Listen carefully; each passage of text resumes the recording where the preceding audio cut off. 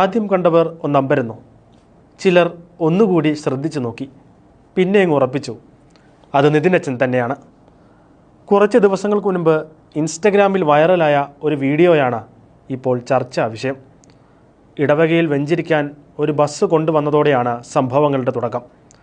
നിതിനച്ചൻ വാഹനം വെഞ്ചരിച്ച ശേഷം ബസ്സിൻ്റെ ഡ്രൈവിംഗ് സീറ്റിലേക്ക് സിനിമാ സ്റ്റൈലിൽ കയറി. വെറുമൊരു കൗതുകത്തിൽ കയറിയതാണെന്ന് വിചാരിച്ചാൽ അതല്ല സംഭവിച്ചത്.